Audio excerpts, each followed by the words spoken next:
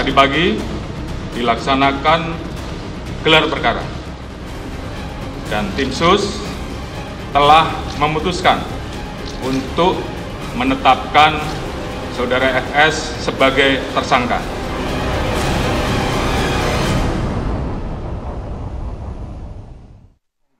Saya langsung ke Pak Taufan ketika saat ini Inspektorat Khusus Polri terus bekerja untuk melakukan penyidikan. Lantas dari Komnas HAM ini gebrakannya apa lagi Pak setelah Ferdy Sambo ditetapkan menjadi tersangka? Apa yang dikejar? Tugas fungsi Komnas itu ada dua ya, Undang-Undang 39 itu. Pertama adalah tugas melakukan penyelidikan pemantauan, tapi memang non pro justisia, beda dengan Undang-Undang 26. Selain itu ada tugas pengawasan dan tugas pengawasan itu diikat oleh MOU antara Komnas HAM dengan Kapolri. Makanya kan Pak Kapolri tadi kan dalam konferensi pers juga menyampaikan itu.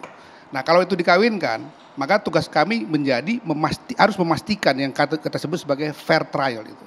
Fair trial itu prinsip hak asasi manusia. Orang tidak boleh ya tidak mendapatkan keadilannya sebagai korban atau sebagai terduga pelaku pun dia harus dihukum sesuai dengan kesalahannya, proporsional seperti itu. Itu yang kita harus jaga sehingga kemudian yang dihasilkan adalah proses peradilan yang benar nantinya gitu. Itu tugas paling utama dari kami. Dan dalam soal itu tentu harus ada koordinasi. Karena orang kadang-kadang banyak bertanya nih, kenapa koordinasi sama Polri? Nanti dikooptasi. Lembaga negara sama lembaga negara nggak boleh salip-salipan, harus kerjasama. Tapi kerjasama dalam rangka membuka peristiwa. Saya koordinasi rutin dengan Pak Mahfud. Kadang saya yang telepon, kadang beliau yang telepon. Tidak ada yang mengkooptasi sesama lain. Kita saling menghormati tugas masing-masing. Misalnya gini, kalau ada yang nggak benar dalam proses itu, saya kan nggak bisa menegur Kapolri. Tapi Pak Mahfud bisa. Jadi kita sampai ke sana, ini ada yang Bapak harus sampaikan kepada bawahan Bapak sebagai mewakili istana presiden untuk membenahi itu. Dan itu terjadi kan. Pak Taufan, kapan kemudian, maaf saya potong, kapan kemudian Ferdy Sambo dan juga Ibu Putri diminta keterangan oleh kita agendakan Kamis untuk Pak Sambo, tapi tadi sudah koordinasi dengan Pak Agung ya. Pak Agung bilang, oke Pak, kita sedang upayakan ya. Tapi kan mereka punya tahapan-tahapan ya. Kita harus hormati tahapannya. Karena statusnya sudah berbeda juga. Betul. Kemudian Ibu PC kita sudah agendakan hari Jumat. Kita sudah koordinasi juga. Karena kan untuk Ibu PC ini ada satu perlakuan yang harus kita hormati ya. Terlepas kita percaya nggak percaya itu soal lain. Tapi setiap orang yang kemudian mengklaim dirinya atau mengaku atau mengadu bahkan ya bahwa dia mengalami pelecehan seksual, hormati dulu. Dia sebagai orang yang menyebut diri sebagai korban. Nah, tetapi tentu proses hukum nggak boleh tertunda-tunda. Ya. Karena itu kami sudah usulkan supaya ada asesmen dari pihak independen. Kami sudah usulkan satu tim tertentu untuk mengasesmen ulang. Apakah dia sudah bisa untuk dimintai keterangan atau tidak. Sejauh ini? Dalam 1-2 hari ini akan ada asesmen. Tapi tadi sinyal ke kami kemungkinan Jumat dia akan datang. Ya, soal asesmen Pak, kita bisa langsung bergabung dengan Wakil Ketua LPSK karena Bapak sudah menyinggung nama Putri Chandrawati. Ada Bang Edwin Partogi, Wakil Ketua LPSK. Kami ingin tahu hasilnya, kabarnya hari ini 3 jam bertemu langsung dengan Ibu Putri Chandrawati, istri dari Irjen Ferdy Sambo. Seperti apa proses asesmennya? Bang Edwin. Ya, Mas Andro. Jadi pada hari ini pertemuan kami yang kedua dengan Ibu P, ya. Pertama tanggal 16 Juli dan kemudian kami coba panggil 2 kali tidak hadir. Yang panggilan ketiga yang hadir adalah kuasa hukum dan psikolognya, dan kemudian dari perbincangan yang berlangsung psikolognya meminta supaya pemeriksaan oleh LPSK dilangsungkan di rumah kediaman Ibu P. Dan tadi pagi jam 10 kami sudah bertemu dengan Ibu P, sudah melakukan asesmen psikologis kepada Ibu P yang dilakukan oleh psikolog dan psikiater dari LPSK, berlangsung dari jam 10 hingga jam 12 siang. Sekalipun belum juga banyak hal yang bisa kami peroleh ya, karena memang secara yang nampak bahwa Ibu P mengalami depresi, walaupun belum bisa disimpulkan latar belakangnya atau penyebabnya apa dari depresi tersebut. Jadi kami belum banyak mendapatkan keterangan terkait peristiwa yang dilaporkan Ibu P pada peristiwa dugaan terjadinya pencabulan terhadap yang bersangkutan. Bang Edwin, tadi Anda sampaikan bahwa Anda melihat Ibu Pece nampaknya depresi. Dari mana Anda bisa mengatakan depresi ini, Bang? Apa yang Anda lihat pada saat itu? Bukan saya melihat ya, tapi tadi yang hadir adalah psikolog dan psikiater kami. Kemudian saya mencoba mendalami apa yang tadi berlangsung ketika proses asesmen. Dan mereka sampaikan memang Ibu P cenderung diam, beberapa kali menangis, ya, sedikit sekali informasi yang bisa disampaikan, dan beberapa instruksi yang disampaikan oleh psikolog dan psikiater kami untuk mengisi kuesioner saja itu juga tidak direspon secara optimal oleh Bang Edwin. Jadi intinya tim LPSK ketika berada di kediaman Putri Chandrawati ini berbicara, bertatap muka langsung, atau malah tidak bertemu sama sekali di dalam satu atap tersebut, Bang? Bertemu dong, sangat bertemu. Oke, bertemu, jadi, berbicara? Ya, tanggal 16 Juli kami bertemu, tapi tidak bisa sama sekali dilakukan tanya jawab, wawancara, karena situasi yang memang belum memungkinkan. Ketika itu ya nampak depresinya ada, bukan hanya menangis ya, dan tidak memungkinkan lah untuk diajak tanya jawab ya, wawancara. Begitu juga yang tadi juga hampir sama ya, ada bicara tapi hanya sedikit saja. Jadi substansinya sih kami belum dapat ya apa yang menjadi penyebab dari trauma atau depresinya. Hanya saja menurut psikiater kami, Ibu P memerlukan penguatan mental psikologis ya, yang harus dilakukan oleh psikiater. Jadi bukan lagi psikolog yang dibutuhkan oleh Ibu P, tapi psikiater gitu.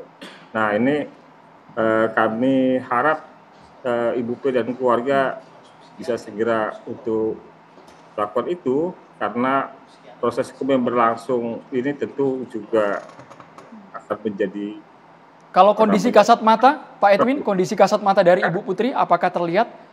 Karena kemarin sempat banyak juga asumsi yang mengalir Ibu Putri, kondisi matanya begitu lebam karena nangis mungkin berhari-hari, karena tadi Abang jelaskan rasa depresi yang dirasakan Putri Chandrawati. Ya, ketika 16 Juli itu kami melihat secara fisik wajahnya ya secara langsung tanpa pakai masker, tanpa make up. Tadi juga tadi dari pagi juga secara langsung kami ya psikiater dan psikolog kami juga melihat. Ya. Jadi, sebab atau apa, Bang? Semuanya hanya dengan psikolog dan psikiater kami itu. Oke, tentu kita menghargai itu juga, Bang. Tapi kan namanya asesmen dari LPSK kan juga kemudian tidak bisa harus menunggu berlarut-larut. Apa yang akan dilakukan oleh LPSK setelah ini? Ya, itu kan hanya salah satu salah satu syaratan yang harus dipenuhi ya. Kami kan juga mendalami tentang sifat penting keterangan. Kami menerima permohonan dari Ibu P dan Baradae, namun informasi data fakta yang kami peroleh melampaui kedua pemohon tersebut ya, hingga kemudian juga baru kami cicil informasi itu setelah ada penetapan TSK kepada Baradae gitu. Karena kami tidak mau mendahului penyidik, termasuk buat kami sih ya tidak mengejutkan yang disampaikan Kapolri hari ini, karena ya sebenarnya yang tersisa dari peristiwa ini ya masih ada di ruang abu-abu, hanya soal motif saja. Pak Edwin, ini menjawab keraguan dari kuasa hukum keluarga Brigadir J. Kemarin menyatakan ketika Putri Chandrawati pertama kali muncul di depan publik di Makobrimob, ada juga yang mengira itu bukan Ibu Putri. Bang Edwin, ini Anda yang bertemu langsung, Bang. Tim psikiater yang bertemu langsung, gambar kami tampilkan di TV, ini persis seperti yang Anda temui hari ini atau berbeda? Ini sekaligus konfirmasi menjawab kekeliruan di tengah masyarakat, Bang Edwin.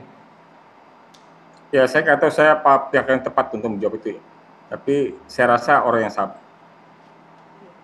Oke. Baik, saya ke Bu Irma. Bu Irma, meskipun tadi disampaikan bahwa memang kondisinya saat ini begitu depresi, kemudian tidak bisa dimintai keterangan, tidak bisa untuk bertemu, tapi kalau kita lihat publik menantikan juga apa yang apa fakta di lapangan yang bisa diungkapkan oleh Ibu Putri.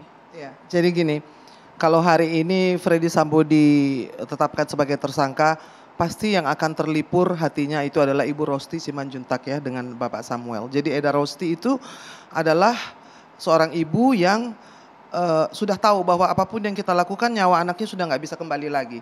Yang kita bahas di sini adalah masalah hukum, bagaimana kita membuat semua itu mendapatkan fair trial. Tetapi nomor satu adalah semoga Eda Rosti bisa tidur lebih nyenyak ya, walaupun ini tidak bisa mengembalikan lagi nyawa anaknya. Tetapi yang mesti diingat adalah bahwa dalam peristiwa ini ketika Ferdy Sambo menjadi tersangka, kita harus kembali ke akar masalah ya, dari awal. Oke, sebagai tersangka utama yang membunuh, tadi sudah diceritakan oleh Pak Burhanuddin dan juga apa yang diakui oleh Richard Eliezer Baradae. Baradae itu tidak di BAP, dia menuliskan sendiri, artinya dia sudah itu tadi nuraninya itu sudah nggak usah saya ditanya-tanya, saya tulis saja semuanya. Seperti seorang yang menulis novel itu dicatat ya. Artinya bahwa dia ingin supaya itu secara gamblang diceritakan. Nah, pada waktu kejadian itu Ferdy Sambo sudah mengakui membunuh Joshua Huta Barat. Tetapi kan kejadiannya itu menjadi rumit karena begitu banyak yang dibawa ke dalam peristiwa ini, ke dalam ketidakjelasan, lumpur, bukan hanya orang-orang sekitarnya tapi institusi Polri juga tercoreng ya, dan seluruh rakyat Indonesia itu luka hatinya, apalagi ibunya Joshua Huta Barat. Saya ingin menanggapi tadi yang dikatakan oleh Ito Damanik ya, Bang Tovan, bahwa kita hormati dulu Ibu Putri ini, Putri Sambo. Kita hormati juga dong Rosti Simanjuntak. Dia kan pengen tahu anaknya ini selama berbulan-bulan, berminggu-minggu disebut sebagai penjahat seksual. Kalau dari pertama semua kebohongan ini adalah rekayasa dan senario, artinya semua yang mengikutinya itu gugur dengan sendirinya. Saya nggak tahu, ada istilah dalam hukum, kalau kamu berbohong sekali, maka berikutnya itu tidak perlu didengarkan. Artinya, senario pertama mengenai tembak-tembakan sudah gugur, pelecehan seksual sudah gugur, berhenti dong. Tadi juga Ito Pasaribu mau menanyakan soal pelecehan seksual, itu kan buang-buang waktu. Kita ini saja sudah membuang waktu karena terbawa ke dalam kubangan itu sendiri. Ibu Irma motifnya belum terungkap sampai sekarang, dijawab sesaat lagi. Catatan Demokrasi akan segera kembali, pemirsa tetaplah bersama kami.